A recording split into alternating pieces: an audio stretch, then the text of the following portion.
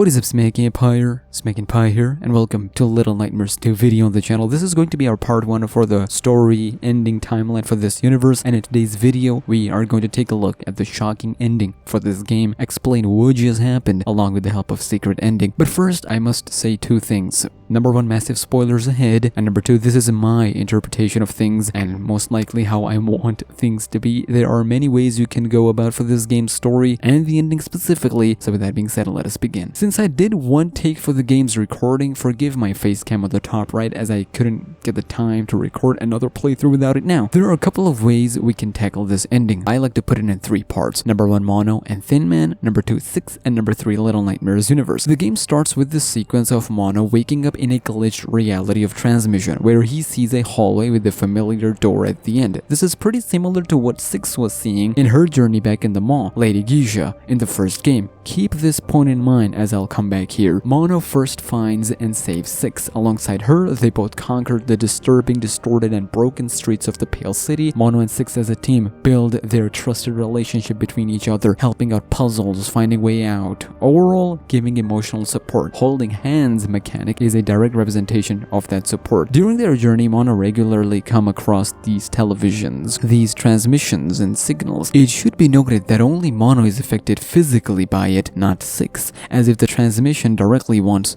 Mono. Not only that, he can even touch and interact with the said signals. Regular teleportation into the transmission, getting close to opening the door every time before Six helps us and get us out of it. It turns out there's far more to this transmission for us than we thought. Now, skipping through the game and other monsters, we enter chapter 4. This is where things gets heated, as Mono, after entering another one of the transmissions, is finally able to open this mysterious door, only to be granted by a chilling introduction to the Thin Man. Even though Six manages to grab us out of it, it is too late, as Thin Man is free and uses the television and transmission to physically manifest himself into the real world. He slows the time going after Mono, but Mono finds a shelter only to see his friend Six, who begs for Mono's aid, taken away by the Thin Man. Mono is physically affected by Thin Man one way or another. Now, Mono must find the origin to these transmissions and help his friend Six escape from the depth of Signal Tower. His eagerness to fight and determination finally pays off as he finally faces off Thin Man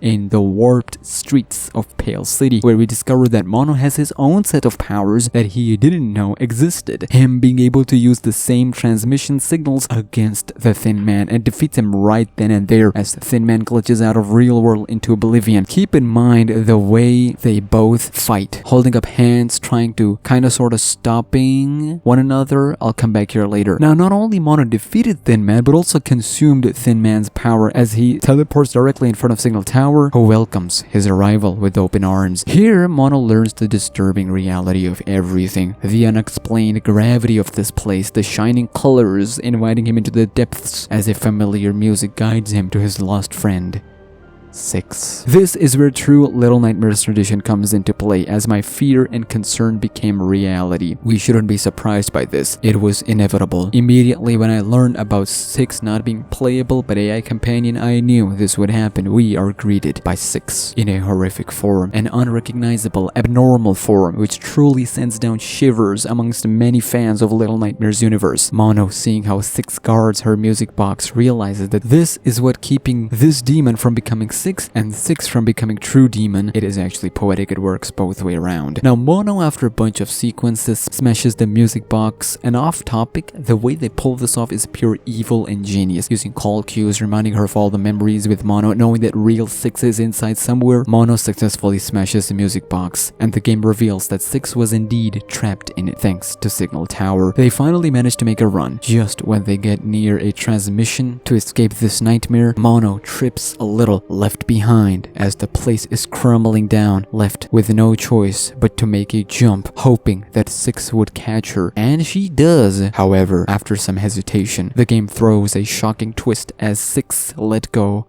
of Mono, and he falls down into the abyss of morbid and molded form of the corrupt and true evil of Pale City inside the Signal Tower as it consumes Mono's remaining energy. Left shocked and exhausted, the game throws even bigger twist and reveals that this same boy who felt true betrayal from his friend grew up to be the Thin Man himself. Yes, the same Thin Man that chased Mono and Six throughout the Pale City, the same Thin Man who went around the Pale City and preyed on many victims as can be seen in glitched forms, the same Thin Man who tried everything in his power, put entire city and his people down just to stop Mono, his younger self, so that he doesn't make that same mistake and this whole nightmare ends. Now when I say same mistake, I mean the same person literally making a mistake and trying to stop him by going into the past. Now unfortunately, Mono's determination, Thin Man's young self's determination, passion, and his friendship at the time was far too powerful than Thin Man's lost hurt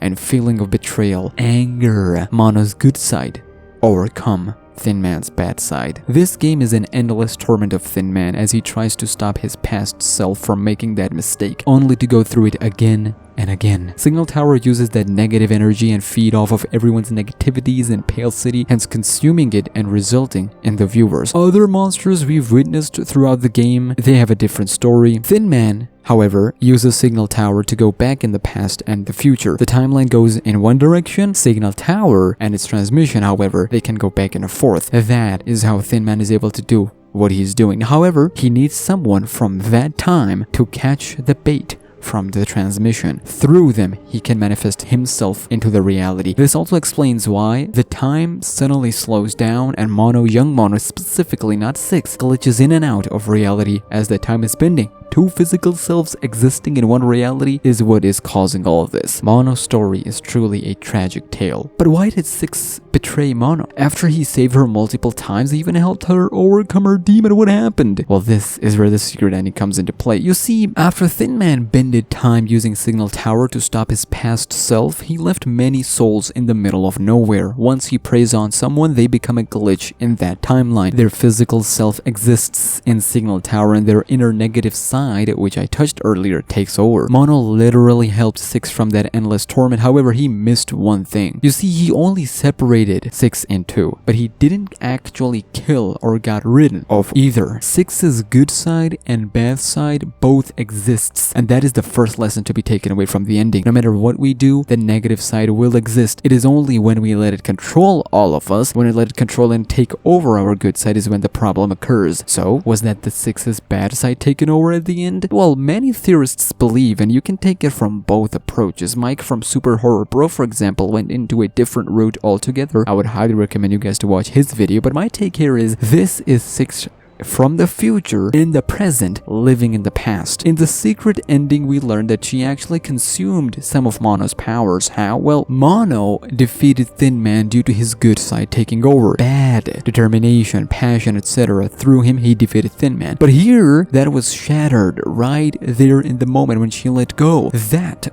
was the moment when she consumed some of his powers, as she is no stranger in consuming powers. She uses transmission to teleport somewhere else, and here we see her being hungry just like she was in the original Little Nightmares. Now, in the beginning of this video, I mentioned the point of Lady Geisha. Here, Mono kept seeing Thin Man, and in the end, he became Thin Man by defeating him and consuming his powers. Six kept seeing Geisha. Six defeated Geisha and consumed her powers. Now, keep that in mind. We'll come back here in just a second, because the biggest point for me here is her glitch in the secret ending, the one that was left behind by Thin Man, the bad side of her inner demon that still exists, and she led her to the maw, as can be seen with the maw poster. Now, before I move on, that glitch can be her real self and bad self both existing of that time. It could be anything, but what matters here is that bad side and good side both exist, and both glitch and the physical self exist at the same time. It doesn't matter which one is good or bad. I was just saying it for example. So what just happened here? Well, there are a couple of ways we can go with this. Number one, eating disorder. Now, this would explain a lot of things, and allow me to explain. She was aware of her problems. Let us assume her eating problems in specific from original Little Nightmares, if we're going with my earlier theory of she coming from the future. And she knew that taking Mono with her would mean a time will come where he would become her next dinner. Knowing Mono just defeated her bad side, it is logical that her good side here thinks of long term to save her friend, hoping he would make it out alive of this signal tower on his own, never see Six again. The idea of this grows even more stronger because Monster 6 is extremely thin and her form is that she's bent down as if her stomach is hurting. This would also explain why in original Little Nightmares everyone was obsessed with eating. It was Six's perspective on everything. It was her hunger issues that made the entire Maw seemed the way it was. Now Maw is still nasty dirty doo-doo, but I'm just saying that the perspective was a little bit different. Now whilst the idea of this is very solid, one thing makes it tough. In the original Little Nightmares, she would get hungry on regular instances. However, in Little Nightmares 2, it is only after she consumed new powers does she becomes hungry. That throws a wrench. So I would love for you guys to go in details for this point, specifically down in those comments below. Number 2. Previous good and bad side theory exists. Only here, hunger came after the betrayal. She's a very close person, someone who has a keen personality for survival. It would also explain why she's one of very few, if not the only few kids alive in this normal condition. Hence, knowing that Mono constantly been going through between Thin Man's arrival, Mono interacting with transmission, she realized that Mono might be the reason behind the town's situation, and he's the reason why many of this is happening. Hence, hoping that by doing what she did, this would put a stop to the suffering of many, which in turn didn't work out so well anyway since her bad side is still alive. The glitch did disappear from reality because Six absorbed it before going to the Maw. However, it stays with her regardless of where she is. This would make her seem a bit selfish, but this is justified in her perspective and mine too. This would also mean that this game is a prequel just like I was hoping, but that does not mean there is no elements of first game in here. Actually, this game goes back and forth between two games, and this is where my part 2 of other characters would come in. In the next video, I will go into details as to why I believe that since Mono is the Thin Man, Six might be Lady Geisha. Both defeated their future selves. Thin Man, the Hanging Man, if you were to believe that he is the Hanging Man from the Maw, hung himself. Six killed. It is a bit of a mess, but trust me, it is all gonna come together. It'll be worth it. So that was Little Nightmares 2 ending explanation and my take on things, and I'm pretty satisfied. I still want to go in depth on eating disorder. Each story specifically touches a single aspect. In the first game it was eating disorder, in the second game we can try to come up with something. What do you think of these points and what's your reaction to the ending? Easily the best game of 2021 so far, and we are only scratching the surface of this game's story. There is so much to talk about, so make sure you are subscribed with notifications on. I know this video got a little bit long. I do many horror videos on the channel and will love to have you here. Follow me on Twitter and Insta at SmackNPie, and I'll see you in the next video. Take care and peace.